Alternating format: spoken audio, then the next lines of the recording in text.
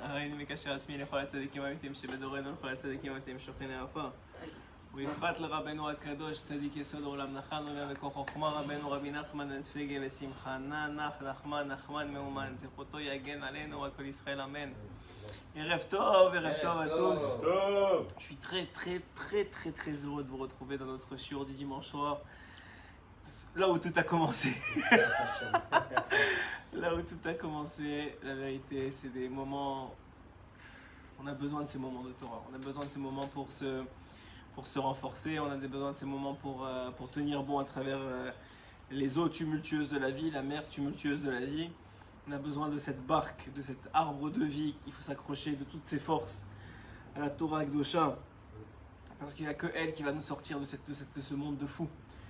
De ce monde, quand tu rentres dedans, tu mets un petit doigt et tu es happé complètement. Tu sais, c'est comme ça avance comme ça contre toi. Alors voilà, on est à quelques jours de Shavuot, quelques jours de Matan Torah, du don de la Torah bien sûr, mais aussi de Matan Torah. Il y a deux aspects dans Shavuot. Il y a le fait que Hachem il donne la Torah, mais il y a le fait de le recevoir. Il y a celui qui reçoit et celui qui donne. Je vous ai déjà expliqué que Rabbi Nathan explique qu'il y a toujours deux pans à une situation. Il y a le Mashpia et il y a le Mekabel.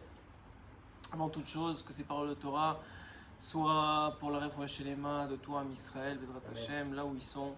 Et l'élève Avadaim le Nishmat, Yosef ben Nina. C'est mon grand-père, c'est sa Askara cette semaine, Bezrat Hashem. Et Erev Shavuot, et aussi les Nishmat, David ben Miriam, et toutes les Neshamot Gdoshot de Israël. Donc, on disait on est à quelques jours de Shavuot. Shavuot, c'est donc le don de la Torah, c'est le jour du don de la Torah. C'est ce jour-là, après 49 jours qu'on a compté depuis Pessah, depuis le moment où on est sorti d'Égypte. On était à cette époque-là à 49e porte d'impureté. Très loin d'Akadosh Baruch Hu. En 49 jours, Hachem il nous fait monter jour après jour. Il nous prend comme un bébé qu'on soulève, il nous monte jusqu'à atteindre la capacité de recevoir le plus beau cadeau du monde.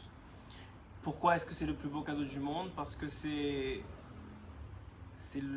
l'essence de la volonté divine, c'est l'essence de qui est Hachem.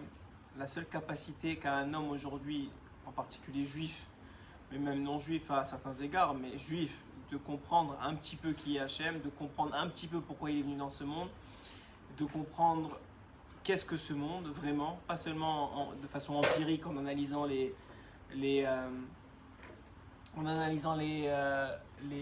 comment on appelle ça, les situations et les molécules, etc.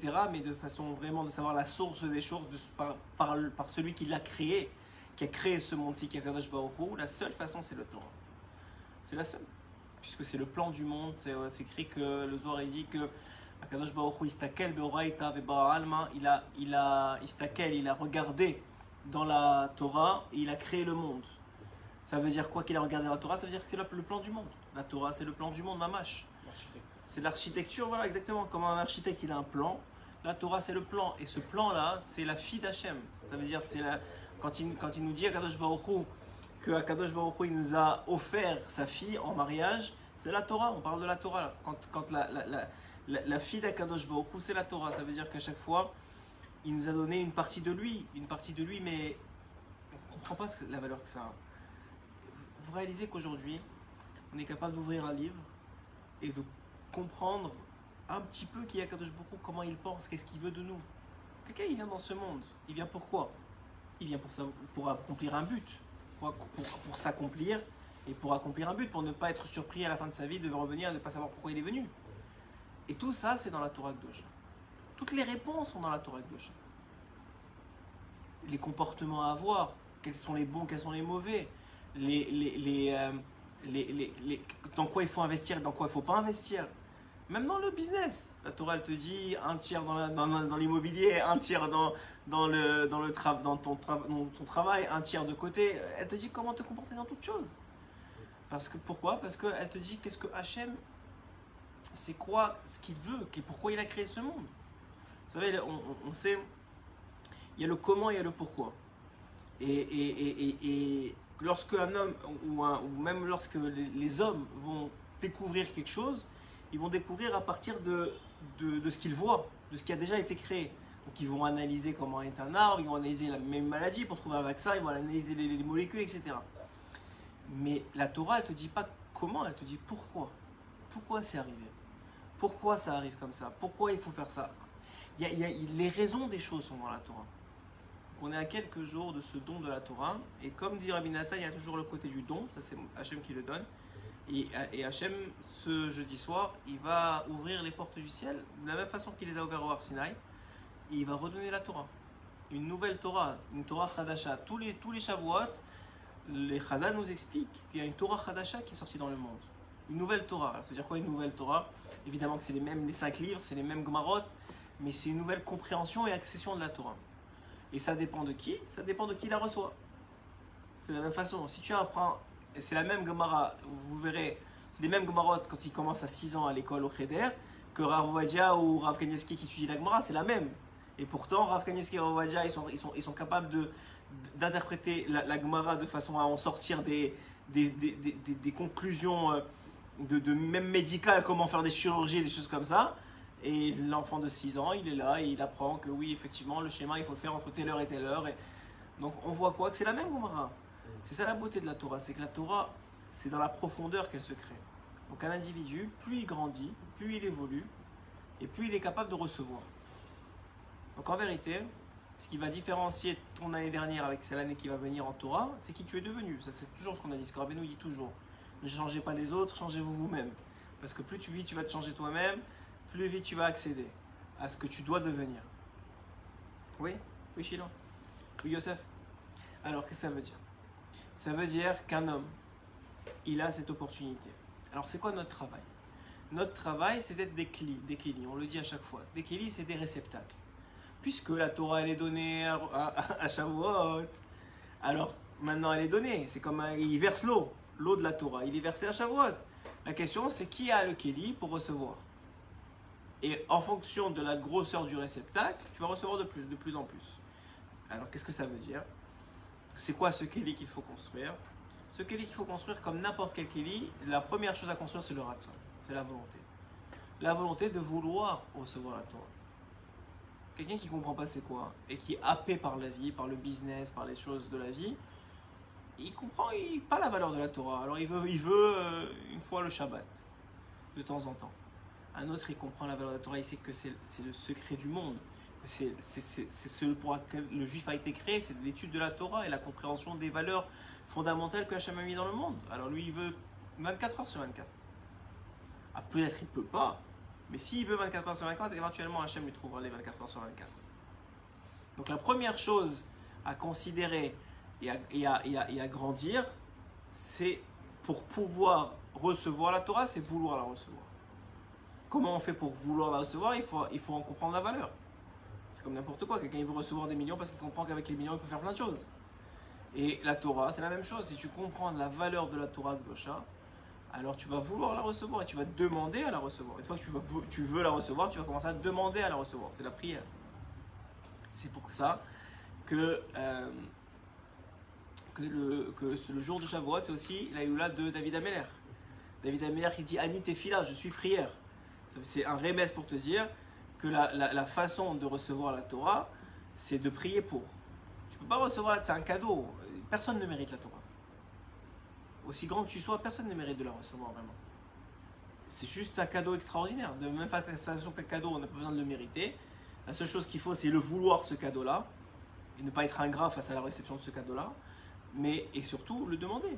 Demander sincèrement à Hachem, je veux être de ceux qui vont recevoir la Torah cette année. Encore une fois et encore plus que l'année dernière.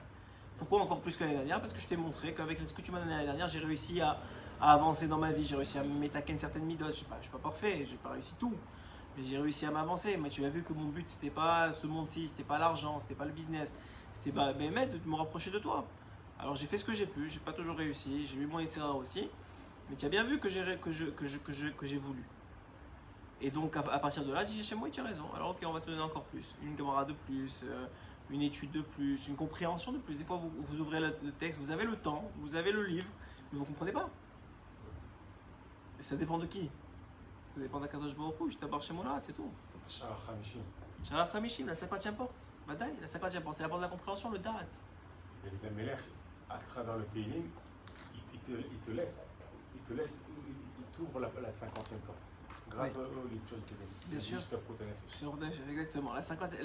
David Ameller, il ouvre la 50e porte de Tchouva, en vérité, c'est la porte de la Tchouva, qui est la 50e porte de pureté, qui est celle qu'on accède, à laquelle on accède le jour de Shavuot. En particulier, dit Rabbeinu Kadosh, au moment où tu te trempes dans le mikvé. Après toute la nuit d'études, le moment où tu te trempes dans le mikvé, c'est l'ouverture de la 50e porte. C'est pour ça qu'il faut avoir des cavanotes très, très, très fortes. De vouloir, au moment du mikvé, tu dois vouloir exploser les cieux pour recevoir la Torah. Ton envie, ta soif de la Torah, tu devrais avoir envie de boire le mikvé. Après la veillée. Après la veillée. Avant Netz, après la veillée. Le moment du mikvé, dit Rabbeinu, c'est le moment culminant de Shavuot. Le moment culminant de Shavuot, c'est le mikvé. Au moment où tu viens de montrer à Hachem par toute la nuit que tu as étudié la Torah, même si tu ne comprenais rien, parce que c'est un tikkun, c'est la Rizal qui l'a instauré. Donc tout ce qu'on fait, c'est lire en vérité. Et bon, il y en a qui étudient un peu, mais la plupart ils lisent le tikkun. Et c'est ça qu'il faut faire, il faut lire le tikkun. Mais au moment du mikvé, c'est le moment de culminance de ce qu'on appelle Retzonot Sheba Retzonot. Retzonot Sheba Retzonot, c'est le moment de culminance de la volonté d'Hachem de te donner. Donc toi, si tu veux recevoir, il y a les Retzonot qui se connectent ensemble finalement, celui d'Hachem de te donner et le tien de recevoir. Et à ce moment-là, voilà que cette année va être une année de Torah.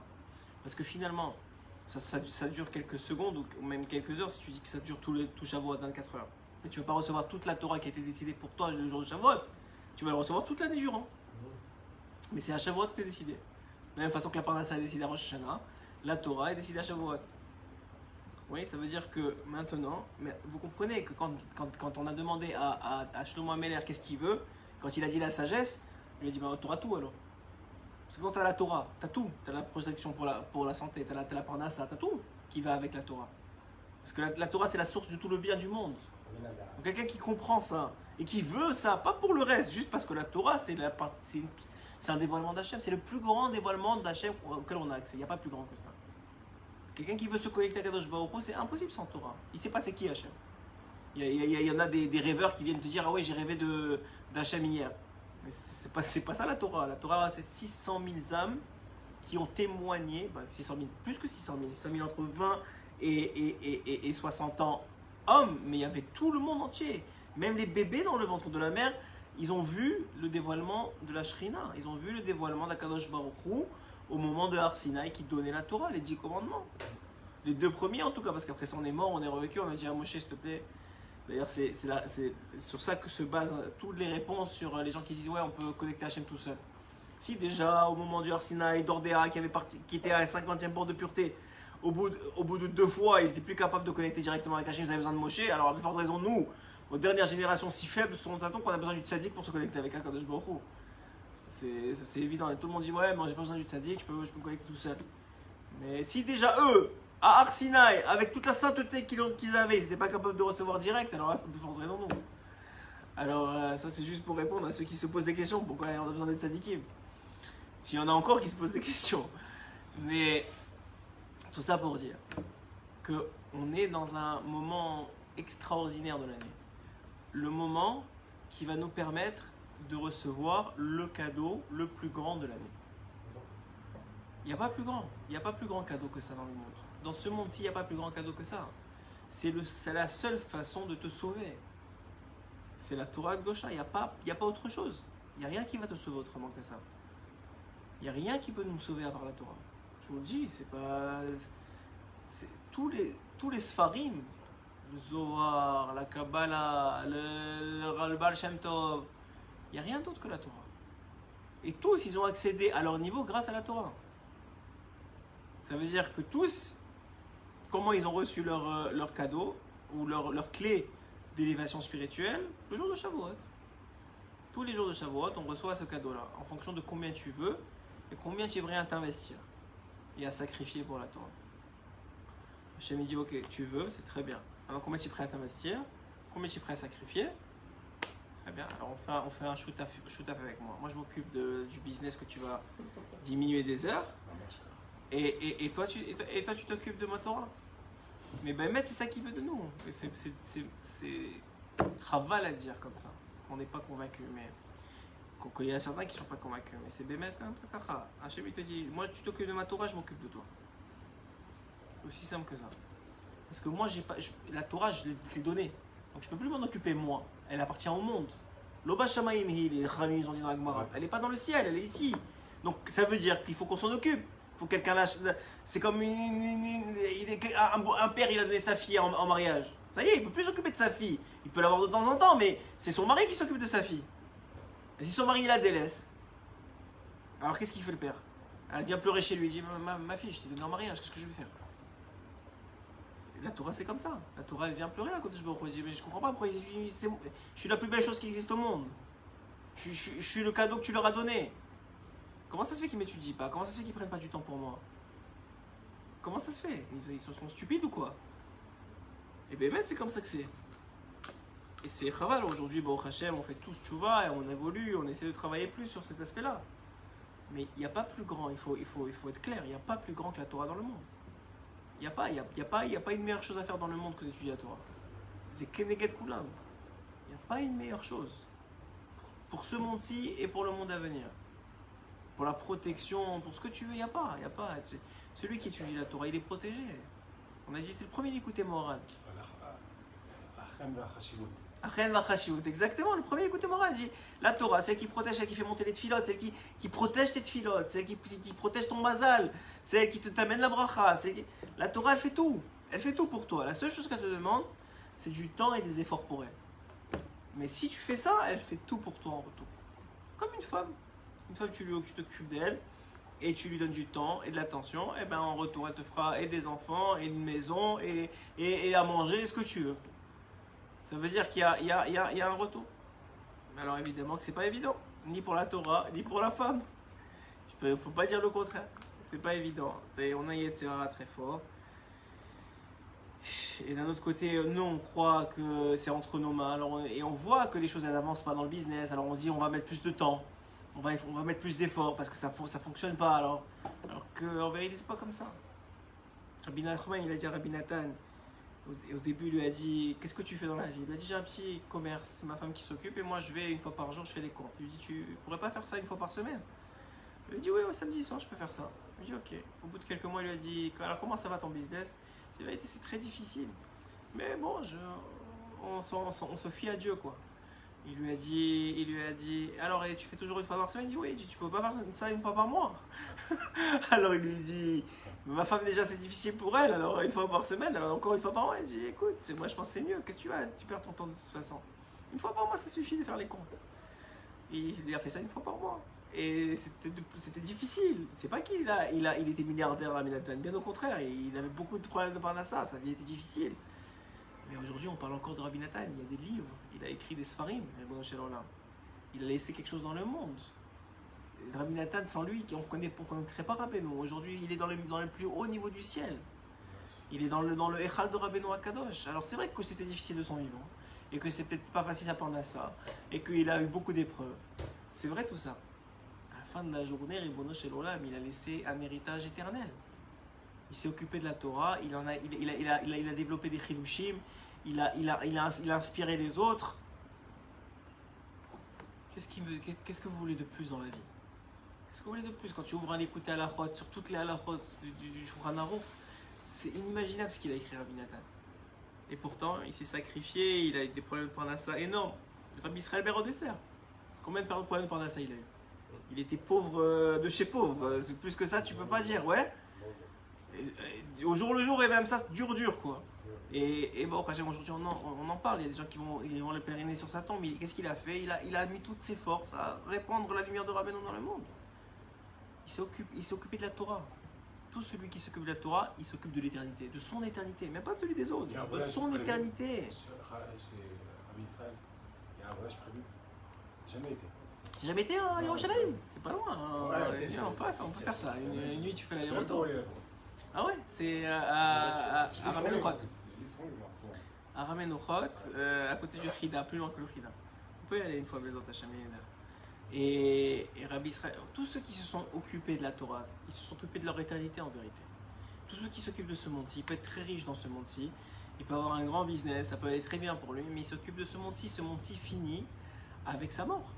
Enfin, le fait qu'il a quitté son monde-ci, quoi. La mort, ça veut rien dire. Vous savez que dans le judaïsme, la mort ne veut rien dire.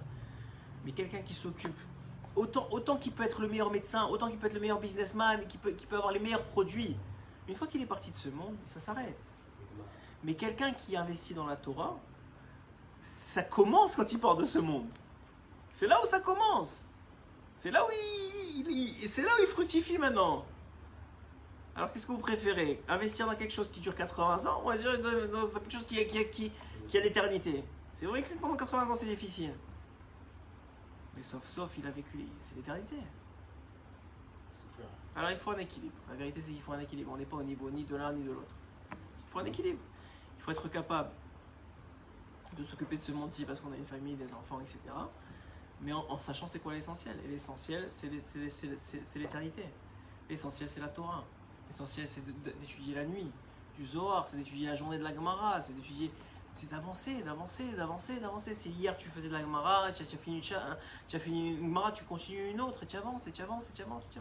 Comme quelqu'un il construit un business. Au début il a un client, après il a 2 clients, après il a 3 clients, après il avance. Et ben la Gemara c'est la même chose, la Torah c'est la même chose. Une fois tu comprends une petite Torah, après ça tu comprends une autre Torah, après tu fais des liens entre toutes les choses. Après tu vas voir le Zohar, après tu vas voir le Tanya, après tu vas voir la Gemara, et tu commences. C'est comme ça la vie. Tu peux pas devenir Rabbi Shimon Bar Yochai en 2 minutes. Même en 120 ans tu n'y arriveras pas. Parce que c'est Rabbi Shimon. Mais toi tu peux avoir quelque chose dans ta main à la fin de ta vie. Ça dépend de ton abnégation à la Torah. Ça dépend de nous, ça dépend de notre abnégation à la Torah. Et sauf, regardez. Je veux dire, moi-même je l'oublie des fois quand je suis dans la vie. Ouais, le travail, le truc, le machin. Mais la réalité. Regardez, ceux dont on se rappelle, ceux qui ont laissé quelque chose, c'est seulement ceux qui se sont attachés à la Torah. Attaché à la Torah, c'est tout, c'est pas. Je vois pas. Des cours à Ashkelon. Bezrat Hashem, la Malon. Bezrat Hashem. On a commencé Tel Aviv, on fait Givat Shmuel, Ashdod, Ashkelon, la Malon, Bezrat Hashem. Il faut envoyer un message sur Torah Connexion et on essaiera d'organiser Bezrat Hashem. Et la réalité, c'est tout, c'est pas compliqué. Alors, vous savez, on dit c'est quoi l'étude de la Torah? Mais déjà, ce qu'on est en train de faire, nous, qu'est-ce qu'on fait maintenant depuis une demi-heure? On fait juste se renforcer sur l'importance d'étudier. C'est aussi de l'étude.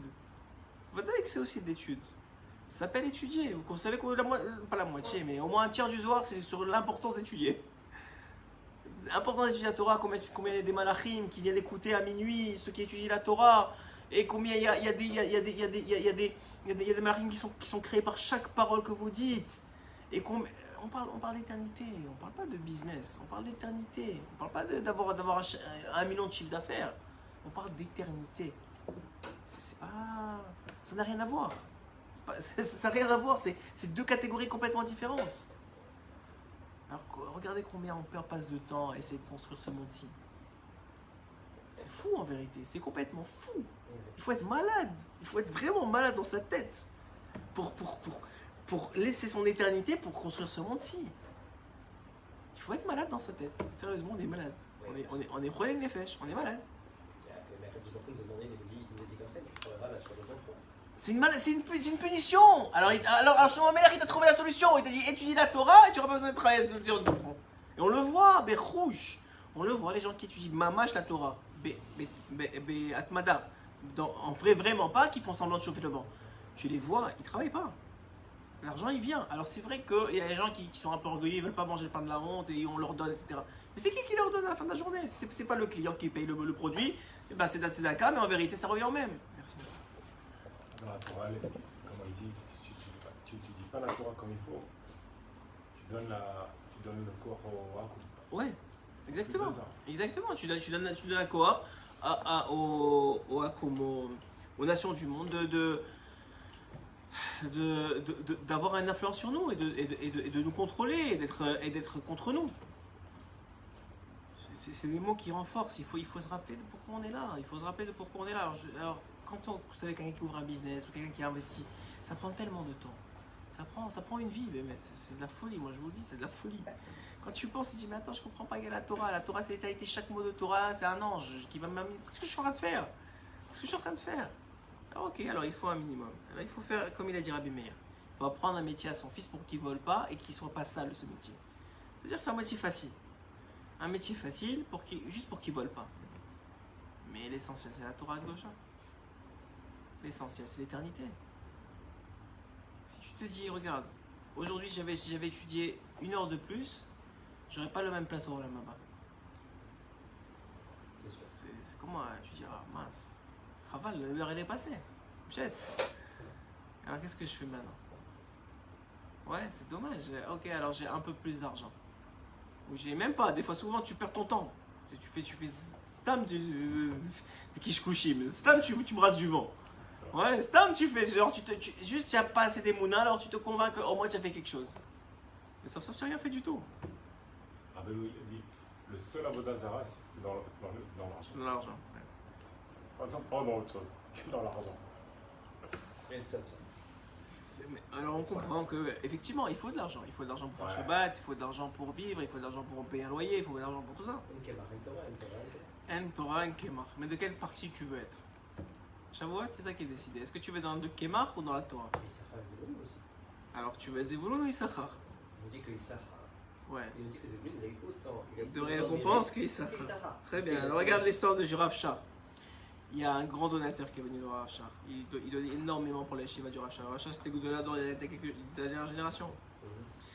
Alors il lui a dit, comment ça va? Il lui a dit, bon, Rachel, très bien, c'est un grand businessman des États-Unis.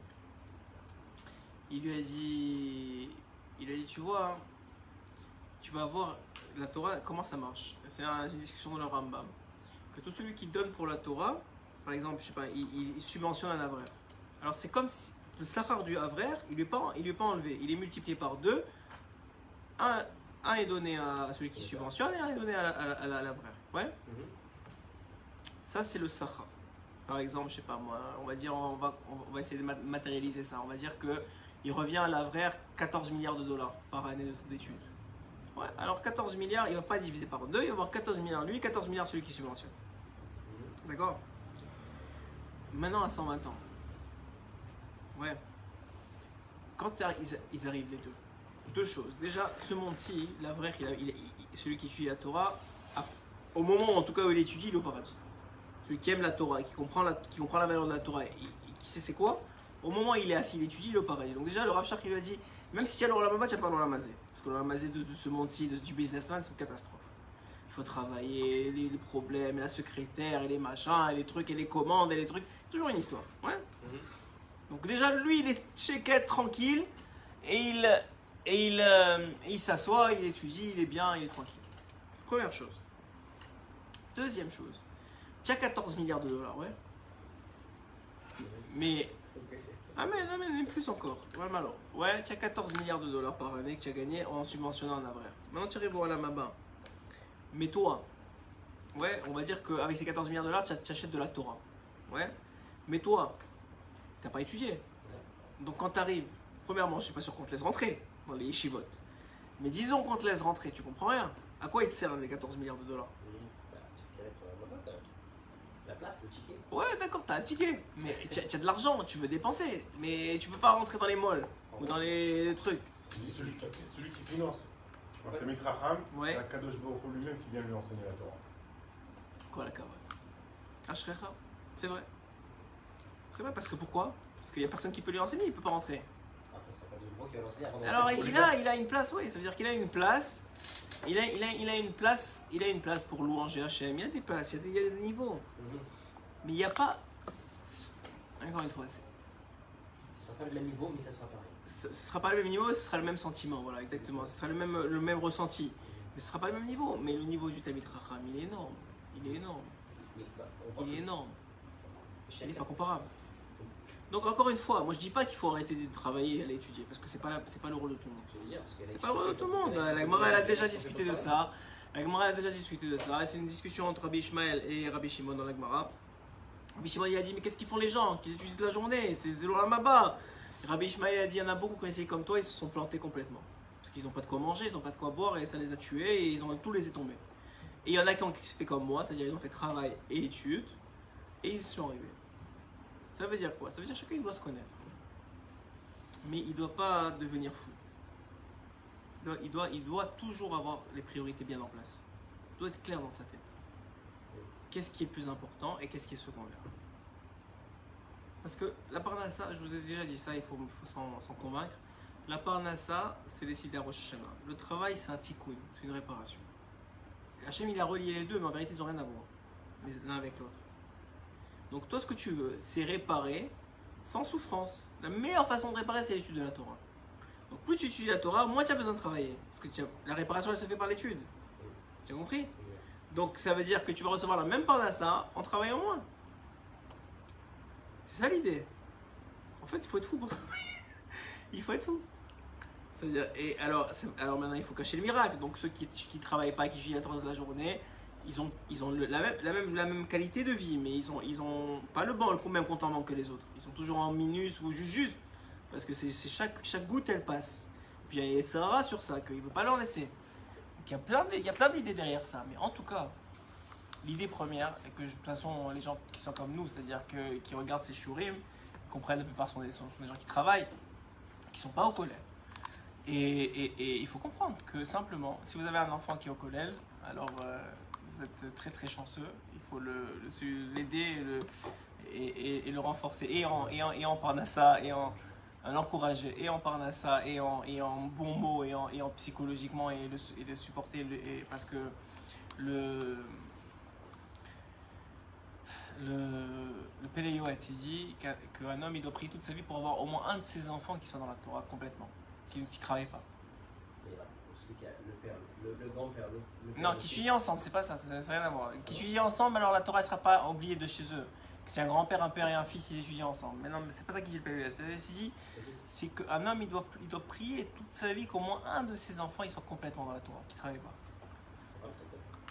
Comme Abraham, Israël, Jacob, oui. Comme tous les grands tzadikim, comme tous ceux qui ont fait. Alors il y a beaucoup, encore une fois, il y en a beaucoup qui ont travaillé et qui ont réussi, Baruch Hashem, qui ont réussi à tenir bon dans ce monde-ci. Alors, toute l'introduction, là on a fait l'introduction, je voulais toucher avec vous la Torah 36 de Rabbeinu Akadosh, mais toute l'introduction c'est simplement pour vous faire comprendre, l'importance de ce qu'on va recevoir jeudi soir. D'un autre côté, la seule façon de le recevoir, c'est d'ouvrir ses kélim, c'est-à-dire de ne pas se limiter. De ne pas se dire « Ah, mais tu comprends, j'ai déjà très peu de temps, comment je vais faire pour ajouter, comment je vais faire pour machin ?» C'est pas comme ça qu'on travaille. On ajoute petit à petit, par incrémentation. Si l'année dernière, vous faisiez 2 heures de Torah et vous aviez une bonne parnassa qui vous suffisait, maintenant faites 2h30, vous voyez si la parnassa elle change ou pas. Si la parnassa ne change pas, continuez, 3 heures. Si la parnassa ne change pas, 4 heures, vous voyez, Hachem il compense, tant mieux. Si vous voyez que la parnassa est le truc, ok, ça veut dire qu'Hachem m'a dit pour cette année, ça va suffire là. C'est tout, vous n'avez pas besoin de vous mettre en danger non plus. Et c'est vrai qu'il est tellement plus. Ouais, tellement plus c'est plus. Mais en vérité, plus tu finis avec moins. Parce que l'éternité, c'est ça le plus. Regardez ce que dit Rabbeinu Akadosh. Vezeu klal, ki kol nefesh misraël hu mushrash beshivim nefesh shel bet Yaakov. Le principe général est le suivant. Toute âme juive est enracinée dans les 70 âmes de la maison de Yaakov qui sont descendues en Égypte. Puisqu'on est tous leurs descendants. Ouais, il y a eu 70 âmes qui sont descendues en Égypte, après ça, tout le peuple d'Israël est descendu d'eux. Ouais. Et ces 70 enfants de Yaakov qui sont descendus en Égypte, ils sont connectés, enracinés finalement dans les 70 facettes de la Torah. Vous savez que la Torah a 70 facettes, 70 façons d'expliquer la Torah. Ces 70 âmes sont chacune connectée à une facette de la Torah. Donc puisque nous, on est connectés à ça, donc on est tous connectés aux 70 facettes de la Torah. C'est ça que veut dire Rabbeinu ici. Et ça, et chaque chose a été faite, l'un correspondant à son opposé. Qu'est-ce que ça veut dire? De la même façon qu'il y a 70 façons de comprendre la Torah et 70 nations, enfin 70 facettes de la Torah et 70 enfants de Yaakov, il y a aussi 70 nations. Ils sont les 70 façons de s'éloigner de la Torah. Ouais. On avait expliqué ça dans la Nekudemoran le 19, je pense, ou le 20 qu'on avait fait la dernière fois, enfin avant tout le bidoud. c'est que chaque nation, Nation, elle a sa langue, et sa langue, elle comporte le mauvais qu'elle a en elle. Donc la façon Mauvais de... caractère. Le mauvais caractère qui éloigne de la Torah. Qui éloigne de la Torah, comme le dit le Rabbi Chaim Vital, il dit pourquoi est-ce que c'est pas une mitzvah d'être gentil? Pourquoi c'est pas une mitzvah d'être généreux? Généreux, il y a une mitzvah de tzedaka, mais la générosité en tant que trait de caractère, pourquoi c'est pas une mitzvah? Alors après, il dit parce que toutes les mitzvahs, elles reposent sur ça. J'ai pas besoin c'est naturel, c'est-à-dire c'est la base. Si tu n'as pas ça, ça vaut rien ta mitzvah. Je veux dire, si tu fais pour intérêt ou par truc, c'est pas une vraie mitzvah. Je veux dire, il faut la générosité, il faut la gentillesse, il faut l'amour, il faut tout ce qui a, toutes les bases de traits de caractère qui sont nécessaires. שכל לשון ולשון יש לה מידה רעה בפני עצמה, מה שאין בחברתה. ומחמת המידות האלו הם מרוחקים משבעים פנים של התורה. Exactement ce que je vous ai dit. Et chaque mida, elle vous éloigne de la Torah. De la même façon que chaque face de la Torah, chaque facette. Par exemple, vous étudiez le Ramchal, vous étudiez le Rabbi de Lubavitch, vous étudiez Rabbeinu, vous étudiez toutes les facettes de la Torah. Rabbeinu, il est collèle tout le monde. Mais on va dire, il y a des facettes de la Torah. Vous étudiez Rav Ovadia, vous étudiez la Bir Yaakov. C'est des facettes de la Torah. Ouais. Enfin, je dis pas ça par orgueil que Rabbeinu, il est collèle tout le monde. C'est lui-même qui l'explique dans les Kutei Moran, c'est le Baal HaSadeh, c'est lui qui gère tous les autres facettes. Ouais. מחמת המידות האלו הם מרוחקים משבעים פנים של התורה, וכשהנפש של בית יעקב באה בגלות תחת העיריית 70 לשנה, lorsque ces 70 âmes des enfants de Yaakov, donc nous, on est descendus dans l'exil, on a été emprisonnés dans les 70 lachonot, donc les 70 langues, donc les 70 mauvais traits de caractère. היינו במידותיהם הרעים, c'est-à-dire dans leurs mauvais traits de caractère. אזי היא רמת 70 קלים. כיולדת שקודם הלידה היא צועקת 70 קלים.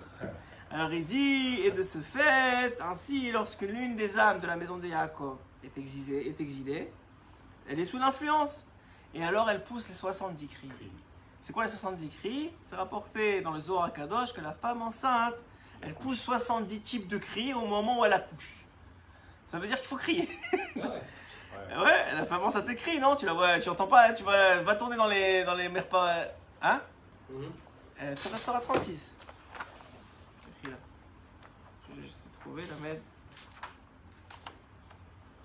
La med là. Écris là une seconde. Voilà, la med là. Alors il dit, il s'agit du principe de tout âme Israël. Donc ça veut dire quoi? Comme la femme enceinte elle crie pour accoucher, alors aussi כנגד 70 תווים שבמזמור יענך שבלא זה אי אפשר לה ללדת. Et ça correspond aussi au psaume dans le psaume 20, le psaume יענך, aux 70 mots qui sont dedans, sans lesquels il est impossible d'accoucher. En vérité, elle a besoin de ces 70 cris pour être délivré. Pour être délivré, exactement. Pour être délivré. Donc nous aussi, on a besoin de ces 70 cris pour être délivrés. De leur mauvaise vidot qui nous ont rentré à l'intérieur. Mais Zéou Klal. Et voilà encore un autre principe. Nefesh mi Israël kodem sheyesh la galut betorah ou ba'avoda. Toute âme d'Israël, avant d'avoir un dévoilement dans la Torah ou dans le service divin, la avoda, le service divin, azay menasin umtsarfim et hanefesh. D'abord, il se voit mis à l'épreuve. Oui, il doit endurer l'exil des 70 langues. Ça veut dire avant que tu grandisses en Torah, avant que tu reçoives de la Torah, ou que tu reçoives, pas seulement de la Torah, mais que tu veuilles ajouter dans ton service divin, ou dans ton étude de Torah, sache que tu vas avoir des épreuves. Ouais, des gens qui vont te dire, t'as des gens, mais des événements qui vont te ralentir. Voilà.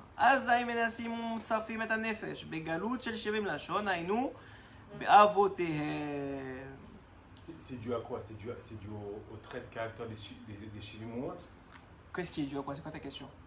Les épreuves qu'il va recevoir avant d'étudier la Torah. C'est dû aux 70 épreuves. Et c'est 70 traits de caractère. Non, lui il dit ici Rabbeinu que chacun qui veut recevoir la Torah, il doit passer d'abord, il doit gagner l'épreuve des nations. Des désirs des nations, par exemple, le gars il dit, tu sais quoi, je vais me mettre à étudier la Torah 1 heure par jour. Il va commencer à avoir des business à cette heure-là. Il va commencer à avoir une tavat mammon, il va commencer à avoir... Ah merci Tzadik. Il va commencer à avoir une tavat mammon, il va commencer à avoir... sa femme, elle va lui dire, écoute, c'est maintenant ou jamais, il faut qu'on fasse tel truc. Il va avoir quelque chose qui va l'empêcher De vouloir étudier. de pouvoir étudier. Lui, il veut, mais de pouvoir étudier. S'il tient bon dans ça, alors Mamash, à ce moment-là, les meilleurs, les empêchements, ils vont s'éloigner et il va commencer à vraiment pouvoir accueillir la Torah. Mais c'est comme ça, dans toute chose divine, dans tout service divin, il y a des meilleurs. Il ne te laisse pas. C'est comme venir en Israël. C'est comme venir en Israël. Excuse-moi, mais c'est comme venir en Israël. Ici, même le travail, c'est spirituel. Ici, travail, c'est spirituel. Je travaille avec des juifs, c'est de la émouna, c'est plein de facteurs. Ouais. Ici, c'est l'endroit où c'est le plus dur de travailler au monde. Mais bête, c'est pas pour empêcher quelqu'un. Je vous dis, c'est magnifique. Pourquoi? Parce que ça a de la valeur. C'est le comme tu dis tout à l'heure, kolat kashot. Au début, c'est difficile, mais une fois que tu travailles, tu fais des mitzvot. C'est des mitzvot le travail ici. En Israël, c'est une mitzvah mamash. Il y a certains pays dans le monde où tu travailles avec des juifs, etc. aussi, ça peut être une mitzvah, mais là, c'est 100% netto.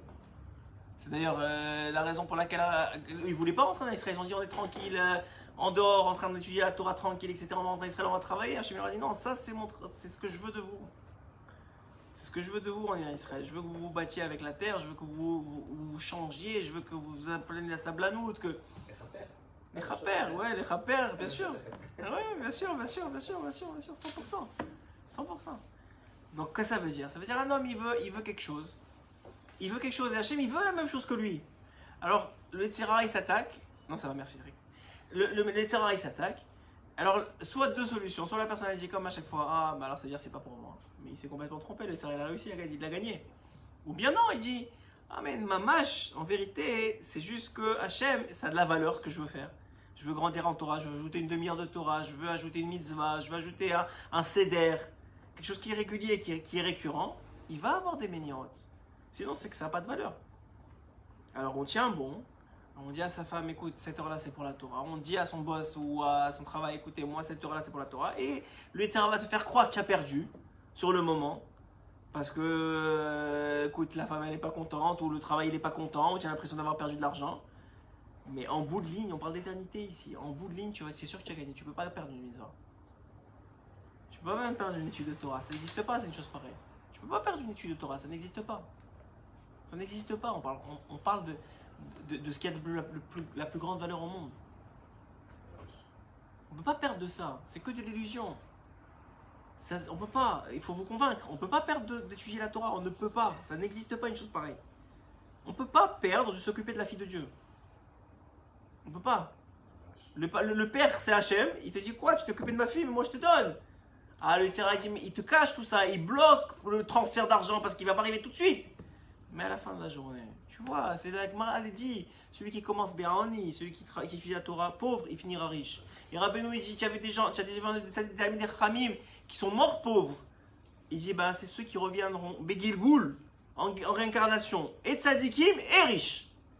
Et il dit, quand vous voyez des rabbanim riches, sachez que c'est des Gilgoulim, des anciens rabbanim qui n'étaient pas riches, qui sont morts pauvres. Parce que Hachem, il a promis, il n'y a pas. Mais les vrais rabbins, ils ne veulent pas être riches. Ils veulent pas, mais non, il y en a. Ça m'intéresse pas d'être riche. Bien sûr, 100% qui veulent pas. Les vrais rabbins, les vrais. 100% qui veulent pas, tu as raison. Tu as 100% raison. Mais il y en a que c'est pas une question de richesse de leur part. Il y en a qui ont des kolélim, il y en a qui s'occupent de plein de choses. C'est-à-dire, riche, ça veut rien dire riche pour la Torah, la vérité. Mais en même temps, ça a une valeur. Hein. Ne croyez pas que l'argent n'a pas de valeur. Même dans la Torah, je veux dire, on ne peut pas dénigrer. Yaakov, il est reparti pour son petit pot, il a laissé tout le monde, il est reparti chercher son petit pot qu'il avait oublié. Ça a de la valeur. Pourquoi? Mais c'est parce qu'il a gagné honnêtement. Ça a de la valeur, c'est matériel, c'est un tikkun. Chaque chose, elle a un tikkun, elle a une réparation. Tu voyais Baba Salih, il faisait des grands repas, ça a de la valeur. Tu dirais manger ça vaut rien. Non, ça a de la valeur. C'est des mitzvot aussi. Tu vois, Abraham disait que chaque fois qu'il invitait quelqu'un, il dit si remercié pas Hachem, il te fait payer. Oui, il te fait payer, exactement, ça a de la valeur. Le Birkat Hamazon, ça a de la valeur. Donc, il ne faut pas dire l'argent, ça n'a pas de valeur. Ça a de la valeur. Mais ça a de la valeur lorsque c'est secondaire. Lorsque c'est au service, ça aide, c'est au service de la Torah. Et que l'individu, même sans argent, il continuera à faire la Torah. Mais si le but de la Torah, c'est l'argent, alors tu viens de tuer la Torah. Tu as besoin de l'argent rien que déjà pour faire la Zdaka. Oui, la Pour faire Tzedaka, mettre tes enfants à l'école tôt Rien du que pour ça, ça Torah. vaut le coup de gagner de l'argent. Mais non, mais là, Tu as raison, tu as raison. Hein? c'est-à-dire que tout est relié parce que chaque chose dans ce que tu fais, l'argent te permet en fait d'élever spirituellement Oui. ce que tu fais. Mais encore une fois, seulement s'il y a quelque chose à élever spirituellement. Mais Il si faut de toi- l'argent pour aller au man. Oui, il faut de l'argent pour aller au man, c'est vrai. Un minimum, mais il faut de l'argent. Tu peux dormir par terre. Mais tu as raison, 100% que tu as raison. On se cache pas, il faut pas être hypocrite. Il y a une réalité dans la vie. L'argent, ça a de la valeur. Mais encore une fois, ça a de la valeur à ceux qui ont déjà eux-mêmes de la valeur. L'argent, si les gens qui n'ont pas de valeur, ça ne vaut rien. Ça a leur valeur à eux. Voilà. Tu comprends? Ça veut dire c'est que là, mais quelqu'un qui a déjà un collègue, qui a de la Torah et qui étudie, etc. Alors chaque cent, chaque penny, chaque shekel, il aide à une mitzvah, il étudie la Torah avec, il enseigne à ses enfants, il paye un avraire pour étudier avec ses enfants, il donne la tzedaka, il fait Shabbat, il a ses si lui il est cool au Torah, alors son argent aussi il est cool au Torah. Mais le gars qui n'est pas de Torah, il étudie même pas, à quoi ça lui sert l'argent? Ça le sert à l'enfoncer encore plus. Marche. Ça le sert à l'enfoncer encore plus. À quoi? Aller jouer au golf? À s'inscrire au yacht, je sais pas quoi? À quoi ça sert? Ça sert à rien. Alors c'est pour ça que Rachamim, ils ont dénigré l'argent. Parce qu'ils ont parlé de l'argent que... pas l'argent de Gdoucha. Rabbeinu, il a beaucoup parlé de l'argent et de l'importance de l'argent. Mais on parle d'un argent de Gdoucha, c'est-à-dire l'homme, il est déjà kadosh. Son but, c'est la Torah, son but, c'est l'éternité. Son but, c'est la vie. Alors effectivement, lui, il a besoin d'argent. Et quand tu donnes un tzedaka à un homme comme ça, alors, mais Varer, tout de suite, tu es béni. Ce que dit le Rabbeinu, il dit quand tu donnes la tzaddik, tout de suite, tu es béni. Quand tu donnes la tzedaka au tzaddik. Pour Rabbeinu, il n'a pas reçu la tzedaka, il n'a pas reçu des pidionotes. Voilà, il faisait des pidionnes. C'est quoi des pidionnes? C'est que quelqu'un, il avait une maladie, par exemple, dans l'Aléno, il donnait un montant, et Hachem, il rachetait ses fautes. Oui, enfin, Rabbeinu, il rachetait les fautes de l'homme. Ça, merci, là, ça a coupé. Il rachetait les fautes de l'homme. Mais encore une fois, le monde, le Yetzirah, il veut te faire croire que l'argent c'est un but en soi. Que l'argent ça va t'amener quelque chose. Ça va rien t'amener, ça va t'éloigner de tout. C'est la ta'ava de l'argent, c'est une des 70 nations. On va dire que c'est peut-être la principale. Non, Tavat Ni Ufiti Rabbeinu, c'est la principale, mais c'est une des 70 traits de caractère qui t'éloignent de la Torah. Alors ça dépend. Alors tout de suite tu le vois qu'un individu que avec ou sans argent il étudie, qu'avec ou sans argent il respecte la Torah. Alors tu le vois que lui ça dépend pas de l'argent. Mais tu vois qu'il y a un autre, si tu lui donnes il va venir, si tu lui donnes pas il va pas venir. Ou si tu lui donnes il va te parler, aux riches il est mechoubad, il honore les riches mais il honore pas les pauvres. Donc tu vois tout de suite que sa relation avec l'argent elle est malsaine. Il peut avoir autant de Torah qu'il veut ce gars-là. Mais ça change rien, elle est malsaine sa relation avec l'argent. Qui se casse au cosmos. Hein? Qui se casse au cosmos. Bon, exactement, tu juges un homme par son comportement avec l'argent, avec la colère, tu as raison, mais avec l'argent aussi.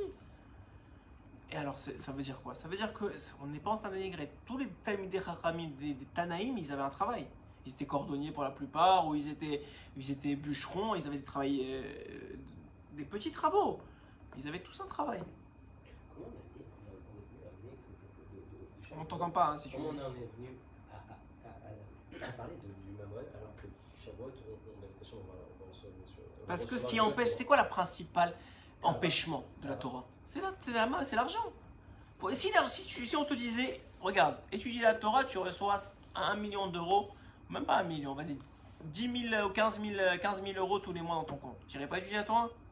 Non, t'as tiré étudier la Torah. Pourquoi tu ne dis pas la Torah? Parce que tu penses que l'argent ça vaut plus que la Torah. Pourquoi tu n'étudies pas? Tous ceux que tu vois ici qui travaillent, etc., ils étudient 1 heure, ils partent. Pourquoi ils partent? Il faut payer les factures, il faut faire ça, il faut faire ça. Donc ça veut dire quoi? Ça veut dire qu'il y a une réalité qui dit quoi? Que l'argent, c'est plus important. Faire chacun son niveau, je ne suis pas en train de critiquer personne. Et moi-même, je suis dans le même lot. Ça veut dire chacun, il fait ce qu'il peut. Mais il y a une réalité fondamentale, c'est que la Torah, elle passe avant l'argent. Elle passe avant l'argent. Et ton but, ça doit être de diminuer ton activité professionnelle, pas de l'augmenter. ton but, ça doit être de diminuer ton activité professionnelle pour plus tu grandis en âge, plus tu grandis en Torah aussi. Tout a été décidé à Rosh Hashanah. Parce que tout a été décidé à Rosh Hashanah, exactement. Voilà quelqu'un qui est au man. Hop là. Tu vois, le Yetzirah, il n'est pas content. Ça, c'est très bon signe. Tu sais pourquoi? Attention, retournez le téléphone. Apparemment, il y a. Vous dites. Non, il est complètement à l'arrière. Mets-le de l'autre côté. Comme ça. Vous voyez que le Yetzirah, il n'a pas ce qu'on Gagner plus. La Torah, c'est travailler moins et gagner plus. Exactement. Exactement. Chez les autres, c'est travailler plus pour gagner plus. Voilà. Attends, il va retomber. Non, il va pas retomber. Voilà. Merci là pour l'interruption. C'est pas nous, hein, c'est le Yetzirah. Il est passé par là. Dites-nous si vous suivez toujours et si vous voyez correctement. Oui, tu peux le brancher. Non, il va pas tomber, t'inquiète pas. Ça y est, il nous a eu une fois. Il voulait juste nous montrer qu'on avait raison. Juste remets-le bien. Hachem. Merci là. Hop là. Voilà. Khazak. Donc, qu'est-ce qu'on était en train de dire? Merci les studios. Merci les studios. Ouais. Heureusement que Yosef. Tu vois la mitzvah que tu as faite? Bon, Hachem, je te marche. Alors, Vezeu Klal, Redi Rabbeinu Akadosh, Shekol Nefesh Misraël Kodem Sheyesh La'id Galut Batora, Uva Avoda. Tout Am Israël, quand il a un dévoilement dans la Torah, ou dans la Avoda, ou dans le service divin. Ok, super, merci de nous mettre au courant. Azai Menasim Tsarfim et un Nefesh Begalut Shel Shivim Lashon. À ce moment-là, il doit gagner finalement les 70 nations. Haïnou, Betavotem, ça veut dire quoi? Dans leur désir. Si c'est un homme par exemple, il va étudier la Torah, mais pour un beau resto, il va laisser tomber. Un autre, c'est pour un business. Il y en a que c'est un business de 50 euros, il y en a que c'est un business de 5 000 euros, il y en a que c'est 1 million d'euros. Chacun, il a son prix. Alors, on n'est pas en train de jeter la pierre, bien au contraire. Qui on est pour jeter quoi que ce soit? Mais c'est simplement pour essayer de se renforcer nous-mêmes. Dans la réalité. Ok, alors aujourd'hui, c'est 50 euros que tu peux laisser la Torah tomber. Bon, disons un exemple, peut-être pas, mais on va dire 100 euros. Bah, fais que demain, ce soit 200. Fais qu'après-demain, ce soit 400. Fais qu'après-demain, ce soit au bout de ta vie, tu ne laisseras pas tomber pour les 10 milliards de dollars, tu ne voudrais pas laisser tomber. Comme le Shabbat. Le Shabbat, je te donne 1 milliard de dollars pour travailler Shabbat. Tu ne travailles pas. Parce que dans ta tête, c'est clair. Il n'y a pas, je vais tuer mon lamaba pour travailler. En plus que tout celui qui travaille Shabbat, il finira par les perdre. S'il fait tchouva un jour. Parce que s'il ne fait pas tchouva, il les emportera avec lui là où il doit aller. Mais celui qui fait tchouva, tous ceux que tu connais, ou qu'on connaît, qui a fait tchouva sur Shabbat, il vous a dit il va te dire, tout ce que j'ai gagné à Shabbat, je l'ai perdu. Et c'est la preuve qu'il a fait tchouva vraiment. Ceux qui n'ont pas fait tchouva vraiment, c'est notre histoire. Parce que c'est pas de l'argent béni. Alors, qu'est-ce que tu veux? Comme l'argent du vol. La même chose. Quelqu'un, il vole. Si le jour où il fait tchouva, obligatoirement qu'il perd. Et il perd plus que ce qu'il a volé en plus. Mais c'est la capara. Il faut bien que tu répares de quelque chose. Alors il dit ici, Rabbeinu. Shehi ba'a bemidotehem bagalut, azayhi ramat shivim kalin. Ki hitgalut hi bechinat leda, ki kodem hitgalut shel Torah. Alors, l'aspect du dévoilement de la Torah, c'est l'aspect comme on a dit, de la femme qui est enceinte et qui accouche. Tu accouches d'un nouveau dévoilement de la Torah. Azayhi bichinat aibour. Donc nous, en vérité, la Torah de l'année prochaine, qu'on va recevoir à Shavuot, elle est déjà en nous. Mais elle est sous forme de grossesse. On est en grossesse en ce moment. À Shavuot, on est censé accoucher. Qu'est-ce qui fait qu'on va accoucher? Combien tu veux te battre contre les désirs de ce monde? Combien tu es prêt à te battre contre les désirs de ce monde et sacrifier les désirs de ce monde pour la Torah? Combien tu es capable de sacrifier ton sommeil, de sacrifier ton bien-être, de sacrifier ton argent, bien sûr, ton argent, ta bouffe, ton truc, ton machin, tout ce que tu veux pour la Torah.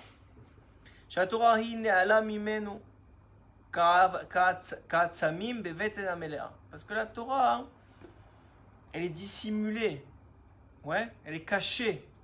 Dans quoi? Au sein même de nous-mêmes, puisqu'on est une âme, et nous on est connectés aux 70 facettes de la Torah, donc elle est cachée en nous. La Torah, elle est en nous. Quand tu comprends quelque chose de nouveau, c'était déjà en toi. D'où c'est sorti? C'est-à-dire c'est quelque chose qui est Messaviv, mais Messaviv, ça veut dire c'est déjà en toi. Tu peux pas comprendre quelque chose qui n'est pas déjà une partie intégrante de toi en vérité. La preuve, c'est que tu peux l'expliquer, alors, cette partie, juste avant de la comprendre, avant d'acquérir de la nouvelle Torah, d'écouter un shiur par exemple, que tu as le srout d'écouter un shiur et de comprendre ce shiur, d'être touché par le shiur à travers une nouvelle compréhension d'Hachem, à travers ce shiur-là, ça s'appelle Bechinat, c'est l'aspect de la grossesse, oui. Aïno Begalot Bemidot Araot, chez Bemidachon, qui a clipa Kodma l'a pris, parce que quoi? L'écorce du fruit, elle est avant le fruit. Donc quand il s'arrête à l'écorce du fruit, alors il a que le marc, que le mauvais du fruit, que la mère du fruit. Mais il y a le fruit qui est dedans. Et quelqu'un, il tient bon, et il laisse pas le laisser à l'avoir en lui disant mais tu as perdu le restaurant, tu as perdu le Shalom Bali, tu as perdu ceci, tu as perdu cela, tu as perdu le business, tu as perdu ça à cause de ton Torah, c'est dommage. Il dit non, mais je t'écoute pas toi, moi je sais que ce que tu dis, il n'a pas rien à perdre. C'est-à-dire les chaper mekodem à klipa, il va casser la klipa.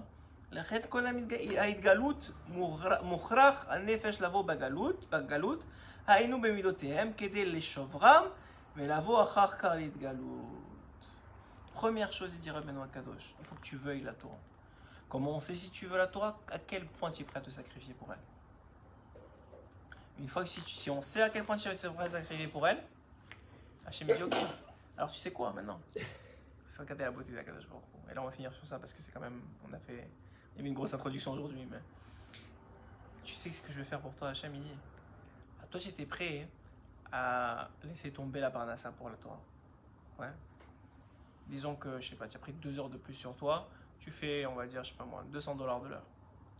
Maintenant, tu as pris 2 heures de Torah. Au début, tu vas perdre les $400 parce que tu as 2 heures de moins. Mais il va te tester. Il va voir si c'est vraiment bon. Et après ça, il va multiplier. Et les heures qui restent, tu vas plus faire $200 de l'heure, tu vas faire $400 de l'heure. Pendant les heures qui restent que le travail. C'est comme ça qu'il travaille, Hachem. Je vous le dis d'expérience, mais tout le monde c'est comme ça. C'est tout le monde comme ça. Ça veut dire que tout ce qu'il faut, c'est tenir bon. Être sûr de ce que tu veux. Est-ce que tu veux vraiment ton éternité? Est-ce que tu veux vraiment être juif? Est-ce que tu veux vraiment connaître Hachem? Est-ce que tu veux vraiment? Et c'est que du bien pour toi. Si tu veux vraiment, qu'est-ce que tu es prêt à faire? Hachem va te tester. Ça peut durer quelques mois, ça peut durer 1 an, ça peut durer 2 ans. Il va te tester. Il va te tester pour savoir si tu tiens vraiment à lui. Si vraiment tu es prêt à sacrifier des choses pour lui. Une fois que tu l'auras testé, tu finiras béocher. Tu finiras dans le bien. Il n'y a pas autre chose. Et si ce n'est pas dans ce guilgoul-là, ce sera dans un autre guilgoul. Et si ce n'est pas toi, si c'est tes enfants, si tu n'as pas besoin de faire de guilgoul, d'autres guilgoulim, ce sera tes enfants qui profiteront. Et toi, tu profiteras, vadaï, que tes enfants y profitent, évidemment.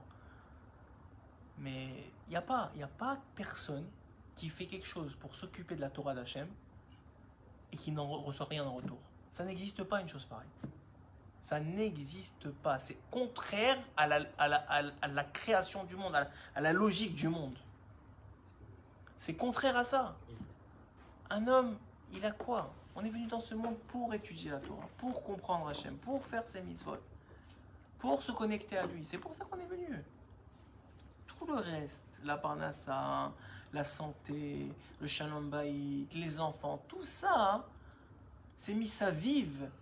Ça entoure cette étude-là. C'est mis ça vive, ça entoure l'étude. Donc un homme qui bémet va montrer à Kadosh Baruch Hu, voilà, je suis prêt à donner. Alors chacun à son niveau. Il y en a, c'est une demi-heure par jour. Il y en a, il a fait une demi-heure déjà l'année dernière. Il dit, Hachem, ça a bien marché pour moi une demi-heure, j'ajoute une demi-heure. Et j'ajoute une demi-heure d'études encore. Et ça a bien marché pour moi net, j'ajoute encore, je sais pas moi, une demi-heure avant net, je vais étudier. Ce que tu peux, tu fais. Ce qui a marché, ce qui n'a pas marché, c'est pas eu d'aslacha, c'était difficile. Ok, alors ok, on va essayer de. En fait, il faut que je m'habitue 2 ans. Il n'y a pas de problème, on a le temps qu'il faut. Léat. Rabbeinu, les derniers mots de Rabbeinu, c'était Léat. Doucement. On n'a pas dit d'exploser les kélim parce qu'après ça, tu te retrouves sans rien. Mais, il faut savoir où on s'en va. On est venu dans ce monde. Un Shiloh. On est venu dans ce monde. Et Hachem, il a un plan. Et ce plan-là, il nous l'a donné. Exactement. La question, est-ce que tu veux faire partie ou pas? Si tu veux faire partie, combien tu veux faire partie? il y a 1008, je sais pas moi, je dis comme ça un chiffre, 100 000 pages de Gemara qui vont être étudiées cette année. Combien tu en veux? Combien tu es prêt à mettre de temps? Combien tu es prêt à mettre d'efforts? Combien tu es prêt à mettre de... Combien tu en veux? Une fois que... Et en vérité, ça dépend juste de ton vouloir. Une fois qu'Hachem dit, ok, tu veux, viens, on va tout tester un peu. Une fois que tu vas tester la même chose dans la compréhension. Qu'est-ce que vous croyez que la compréhension de la Torah? Regardez par exemple ce shiur-là. Bon, Hachem, maintenant, on fait un shiur à Tel Aviv, un shiur à Givat Shmona. Mais ça commence toujours d'un shiur. Voilà, on était quelques-uns, quelques copains. On a un beau Hachem, on a commencé, on a lancé le shiur. Ouais, on a commencé, une Torah après l'autre, Baruch Hashem, on avance. Et on avance, c'est magnifique, on comprend de plus en plus la Torah, on est capable de faire des connexions entre les différentes Torahs qu'on a étudiées, de Rabbeinu Akadosh, et l'écoute Etzot, et le conte, et c'est comme ça qu'un homme il construit. De même, tu construis un business, tu construis ta tête aussi. Tu construis ton âme, tu construis ton éternité. Et c'est ça qui reste pour l'éternité.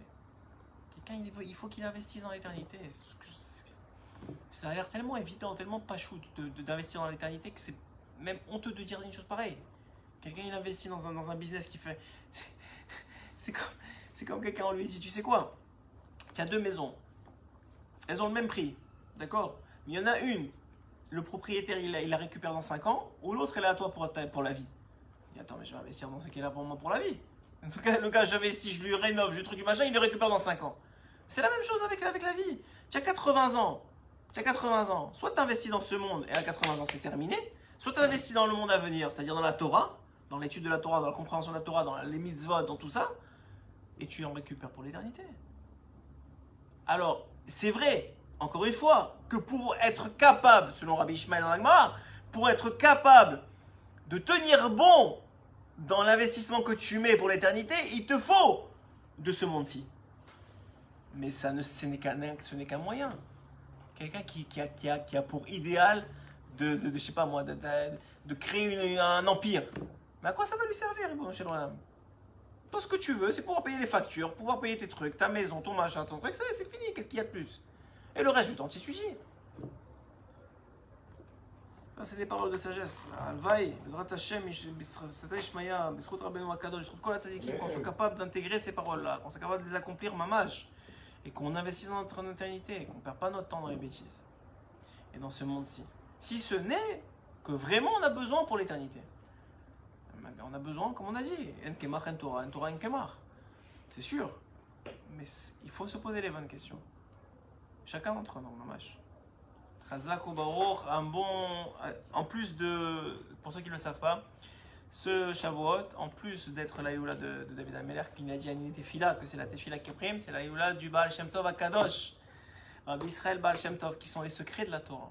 Là aussi, on voit combien le Baal Shem Tov il a sorti les secrets de la Torah, la Chassidout, tout le principe même de vivre avec Akadosh Baruch Hu, d'être proche d'Akadosh Baruch Hu, parce que la Torah, elle a un pendant qu'on n'a pas vu aujourd'hui. On a vu le pendant de David Ameler, le pendant du fait de délaisser la vie quotidienne pour la Torah. Mais il y a un autre pendant, c'est que dans la vie quotidienne, il faut de la Torah. C'est-à-dire qu'un homme, il doit mettre, ce qu'un Baal Shem Tov, il louangeait, la Baal Shem Tov, il louangeait le plus qu'il louangeait, c'est les gens simples, qui travaillaient et qui faisaient leur petite quotidienne. C'est eux qui les mettaient sur un piédestal. Pourquoi? Parce qu'ils mettaient de la Torah dans leur vie. Et c'est un aller-retour en vérité. On a fait que la première partie du Shiur, mais c'est un aller-retour. C'est-à-dire qu'un homme, il doit étudier la Torah pour pouvoir la mettre, pour pouvoir connecter Hachem, connaître Hachem, mais d'un autre côté, il faut qu'il vive. Et donc il doit mettre de la vie dans sa Torah, c'est-à-dire qu'il doit mettre toute son énergie de travail et de parnassa au service de la Torah et des mitzvot qu'il veut faire. Et d'un autre côté, sa Torah, il doit la mettre dans les mitzvot et la Torah et le travail qu'il fait. Le travail Bemouna, le travail Bitachon, en vérité, c'est deux pôles qui se complètent. C'est exactement ce que Rabbi Shimon a dit. Il lui a dit, Rabbi Shimon, il a dit, toi tu es resté 12 ans dans la grotte, mais qui est comme toi? Qui est comme toi? Aujourd'hui, encore plus, on peut dire ça. Qui est comme Rabbi Shimon aujourd'hui. La plupart, Rabbi Shimon, c'est déjà très bien. On est capable de faire les deux. Rabbi Oshia, ouais, il a dit quand Rabbi Shimon il est venu au monde, il a pensé qu'il espérait à Kadosh Baruch Hu que tous les gens seraient comme Rabbi Shimon. Comme Rabbi Shimon. Mais quand Rabbi Shimon est sorti de la grotte et qu'il a brûlé celui qui travaillait parce qu'il était en train de le regarder, il a une Torah sur ça.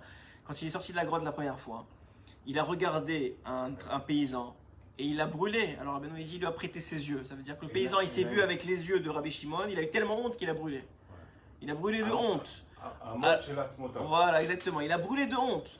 Alors c'est quoi l'idée? Et qu'est-ce qu'il y a une batte qui est sortie? Il a dit quoi? Tu es sorti de la grotte pour brûler pour détruire mon monde? Rentre chez toi, rentre dans la grotte. Ça veut dire quoi? Encore un an. Et après ça, il a compris qu'il fallait les deux. Hachem, il a créé les deux. Maintenant, le plus dur, c'est pas les deux.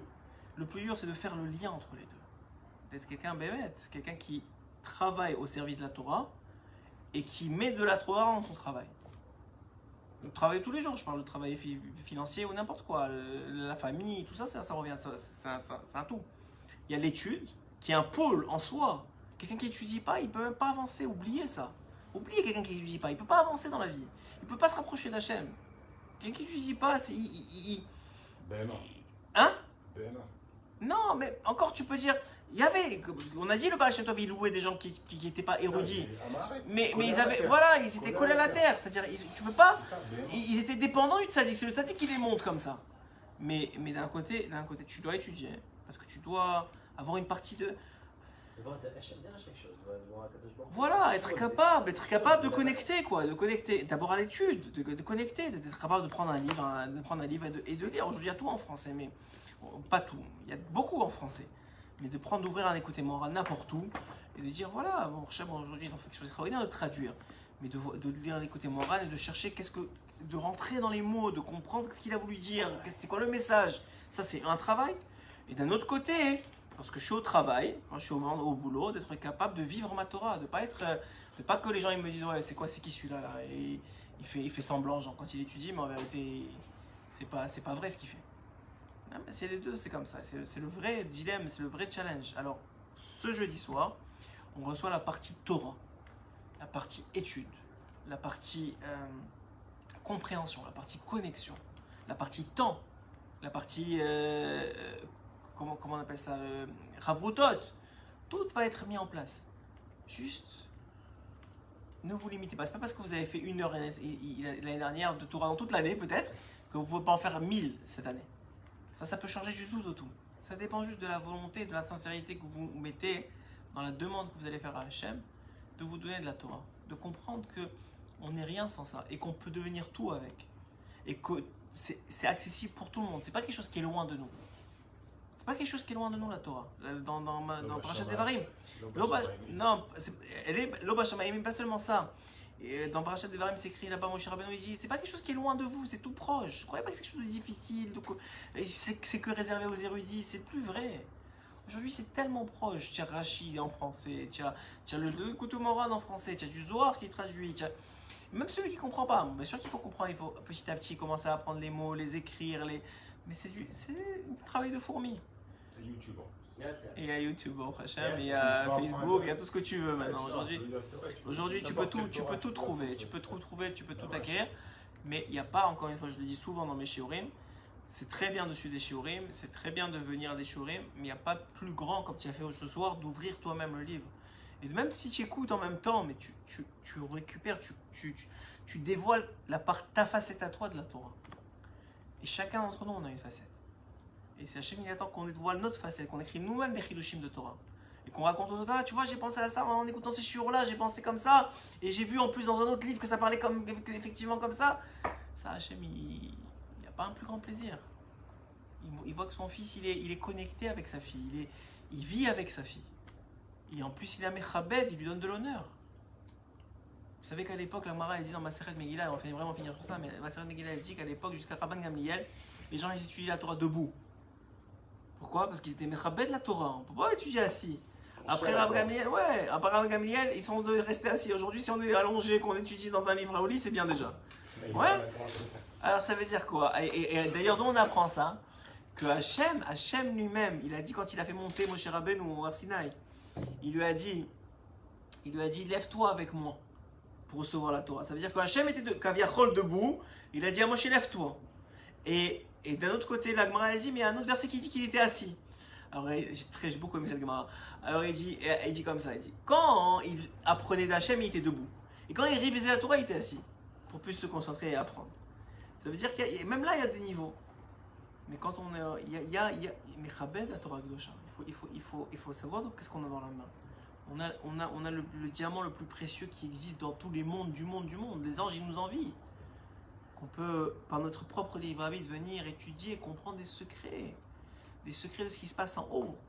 Des anges, comment ils se comportent. De comment Hachem il se comporte avec les anges et avec les tzadikim et avec nous-mêmes et comment il gère son monde. Mais qui peut penser, qui on est nous pour savoir des choses pareilles? Qui on est pour avoir le droit de savoir comment Hachem qu'est-ce qu'il veut et comment il se comporte dans le monde? Qui on est? Et mamash, c'est un cadeau. Il faut le voir comme tel et le mechoubat comme tel et l'étudier comme tel.